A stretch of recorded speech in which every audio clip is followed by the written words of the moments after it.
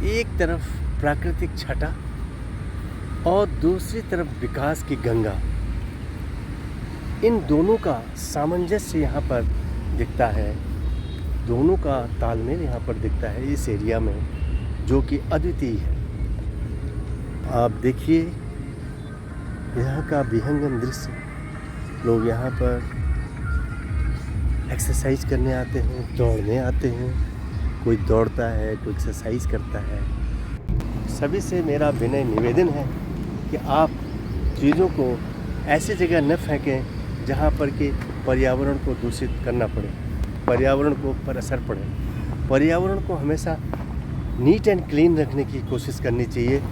ये सरकार का काम नहीं है, हम सभी को इसके लिए जन जागरण करना पड़ेगा। देख सकते हैं तो कैसे लोगों ने खा करके ये सब फेंके हुए, देखिए, ये देखिए, जगह जगह फेंक देते हैं, खाते हैं। अरे आप डस्टबिन बना हुआ है, आप वहाँ फेंके, वहाँ आप उसको करें।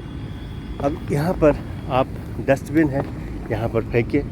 और आप ये सब चीज़ें सीखनी पड़ेंगी हमारे देश के लोगों को, तभी देश उन्नति के पथ पर अग्रसर होगा। एक्चुअल जो प्रोग्रेस होगा तभी होगी।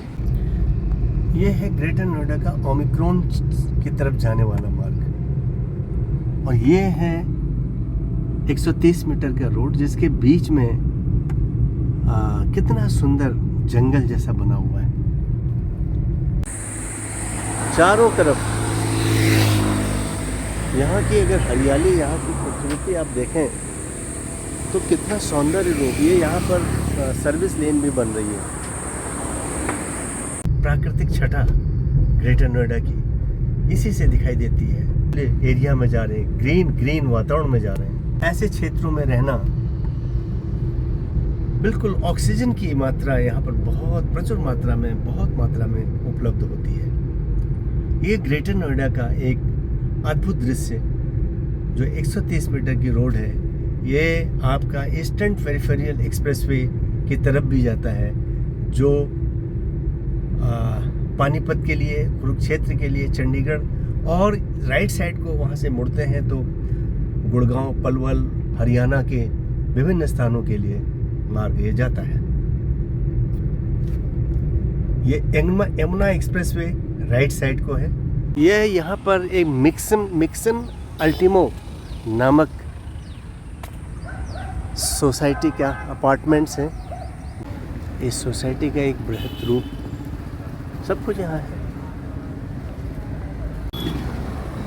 ये सामने देखते हैं, ये ईस्टर्न पेरिफेरल की तरफ जाने वाला एक वो रोड है, इसका चौराहा है। ये ग्रीनरी से ओतपोत एरिया,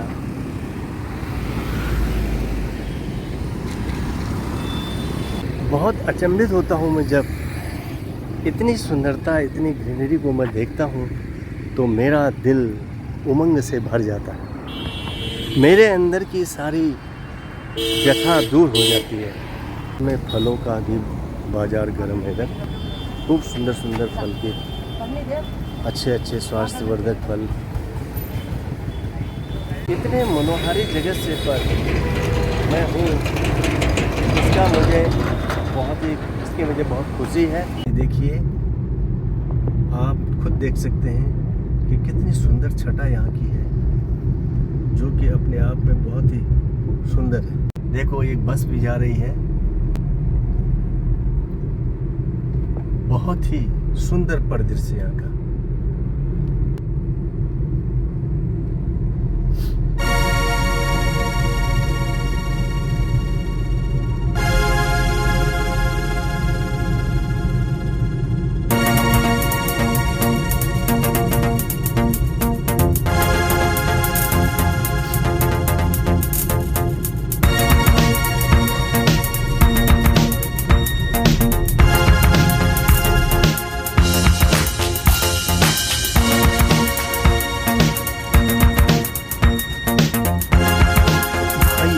आप चाहे कितना भी कुछ कर, असली आनंद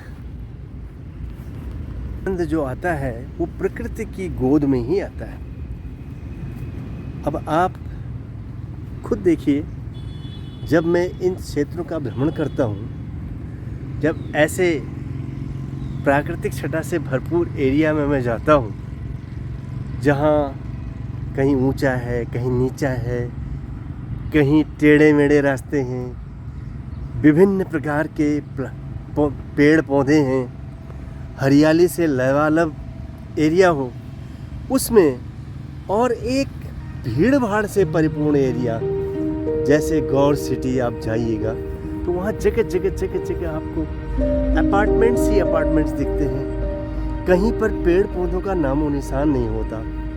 तो ऐसी जगह में जाना तो किसी को भी अच्छा नहीं लगता, शायद मुझे भी इस चीज़ का तो बिल्कुल भी अच्छा तो लगता ही नहीं। आकर के मन को जो सुकून मिलता है वो किसी भीड़ भाड़ वाली जगह पर जाने पर नहीं मिलता।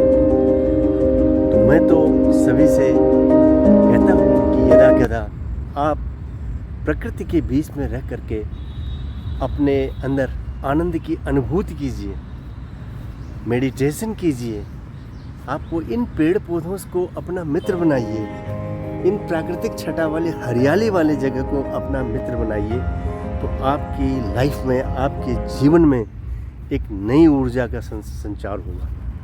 यह जगह इस प्रकार की वादियाँ भरी हुई हैं, हर जहाँ हरियाली और सुंदरता का मेल है, जो कि अपने आप में अनोखा और अद्वितीय होता है।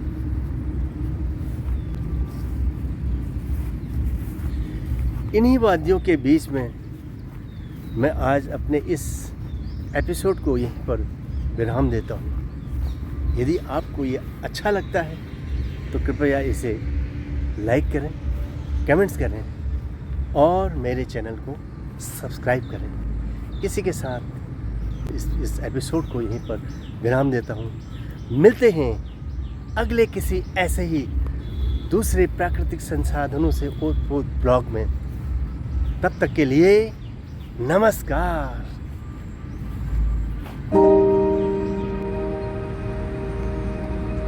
Thank you.